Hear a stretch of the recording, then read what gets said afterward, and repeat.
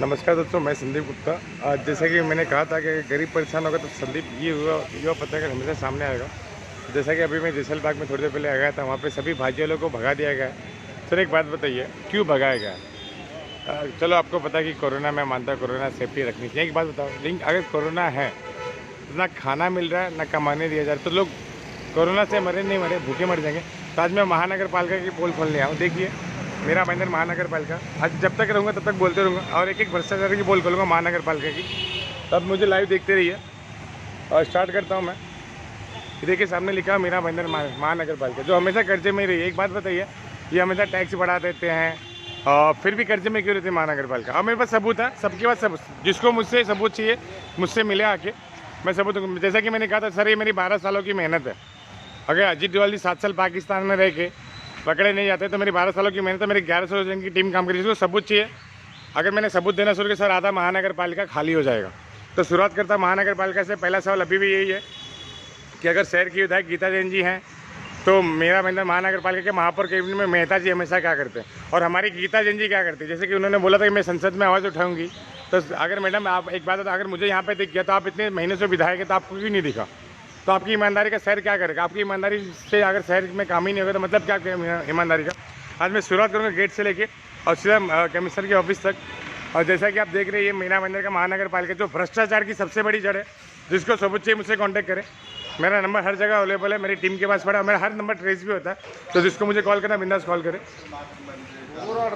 जैसा कि मैंने कहा था सर, अगर मोदी जी ने कहा था ना इक्कीस दिन घर में नहीं रहे तो 21 साल पीछे सर 4 महीने से घर पे हैं। और जितना लोग कोरोना से नहीं मरे ना, उतना किसी का एक्सीडेंट होकर मर गए और पलायन में मर गए, उनका भरपाई कौन करेगा सर? उनकी भरपाई कौन करेगा?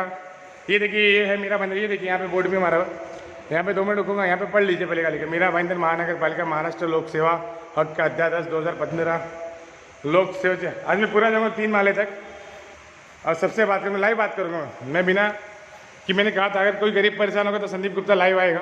तो ऐसे मैं लाइव आ चुका हूँ मैं, और फिलहाल मैं 2nd फ्लोर पे जा रहा हूँ। आप लोग देखिए मुझे लाइव, और सबसे फेस टू फेस बात करूँगा क्योंकि मुझे पता है अगर मुझसे जो मुझे पता है यहाँ पे कोई ईमानदार नहीं, जो ईमानदार होगा मैं उसको खुद पाँव छू लूँगा। ये पहला माल है। यहाँ की सफाई तो हमेशा हो जाती है, लेकिन जो शहर के बाजू में गणेश देव नगर है, वहाँ की आज 30 सालों से कचरा साफ नहीं कर रहा है महानगर पालिका। लेकिन इनको पावती तो चाहिए, इनका अगर ये महानगर पालिका पावती लेती है, लेकिन ये गरीबों के भाजी भी उठा लेती है। बड़ा मतलब अगर इनमें दम है तो जाके अमीरों से भिड़ो ना, अमीरों से भिड़ो,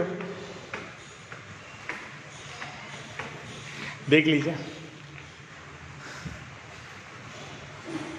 आज मैं पहले मैं डॉक्टर विजय राठौर आयुक्त मीरा मंदिर माननीय की बहुत रिस्पेक्ट करता हूँ कि ये बड़ी मेहनत से आए। एक जो IAS ऑफिसर बनता है, IPS बनता है, वो करोड़ों लोगों में से एक बनता है। बड़ी मेहनत से पढ़ाई करनी पड़ती है, क्योंकि मैंने खुद IAS IPS की पढ़ाई की मैं, लेकिन मैंने सिर्फ पढ़ाई किया। मुझे एग्ज़ाम से बड़ा डर लगता था, लेकिन मैं चाहता हूँ कि अगर मैं इस लेवल की पढ़ाई करके फिर भी IAS ऑफिसर नहीं बना तो मेरी एक रिक्वेस्ट ये भी है कि आज के बाद कोई भी IPS ऑफिसर किसी नेता को सलाम नहीं करेगा। अगर उसकी डिग्री उससे बड़ी होगी तो ही सलाम करें, नहीं तो IAS और IPS ऑफिसर मेरे लिए इस देश में कोई, यहाँ तक कि मोदी जी भी नहीं है। हाँ मोदी जी, हाँ प्रधानमंत्री हैं, वो प्रधानमंत्री पद के हिसाब से लोगों से उनको सलाम करें। मैं चाहता हूँ देश का हर एक IAS ऑफिसर IPS ऑफिसर देश के प्रधानमंत्री को सल्यूट करे, गृह मंत्री को सल्यूट करे, शिक्षा मंत्री को नहीं, देश क्या, मैं राज्य की बात नहीं कर रहा हूँ। और मैं ये भी चाहता हूँ IAS और IPS ऑफिसर अगर जो ईमानदार है उनको पूरी छूट हो कि वो अपने ईमानदारी से काम करे, और जो नेता उनके बीच में टांग अड़ा है उनका राजनीति से संन्यास हो। जैसे आपको पता होगा इसके पहले जो हमारे कमिश्नर थे चंद्रकांत डांगे सर, उनका भी ट्रांसफ़र हो गया। तो बीच में कुछ 19 करोड़ रुपये आया था हमारे महानगर पालिका में, लेकिन होता क्या मालूम है, पैसा तो आता लेकिन जाता का आज तक पता नहीं चला। और जिसको सबूत चाहिए संदीप गुप्ता युवा पत्रकार से आके मिले। और मैं चाहता हूँ, मैं पिछले 1.5 महीने से हमारे सर से मिलने की कोशिश कर रहा हूँ, शायद विजय सर तक बात नहीं पहुँच पा रही है, लेकिन मैं चाहता हूँ आज मैं मिल के जाऊँगा।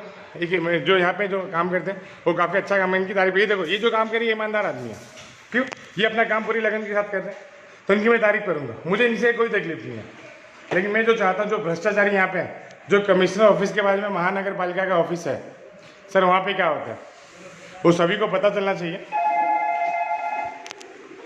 और सर आए नहीं 11 बजे ठीक है सर, अभी नहीं आया तो सॉरी मेरी गलती, मैं जल्दी आ गया। जैसे आपको बता, अगर मोदी जी देश के लिए 18 घंटा मेहनत कर रहे हैं तो मैं पिछले 2.5 महीने से 22 घंटा मैंने मेरे शहर के लिए मेहनत किया। तो आज आप लोगों को दिखाऊंगा, इसके बाद में भी लाया शायद मैं जल्दी आएगा, मेरी गलती हो सकती है कि इनका टाइमिंग 11 बजे का। मैं देख लिए महापौर कैबिन भी है। तो आज मेरा सवाल यही है कि अगर ये शहर की महापौर है कि नरेंद्र मेहता जी की महापौर है, मैं ज्योत्सना जी से भी सवाल करना चाहूँगा कि अगर आप शहर के महापौर हो तो नरेंद्र मेहता जी का इस कैबिन में कोई काम नहीं है। अगर आप नरेंद्र मेहता जी की महापौर हो तो बुलाइए, अंदर क्या तो मुझे नहीं मालूम सर।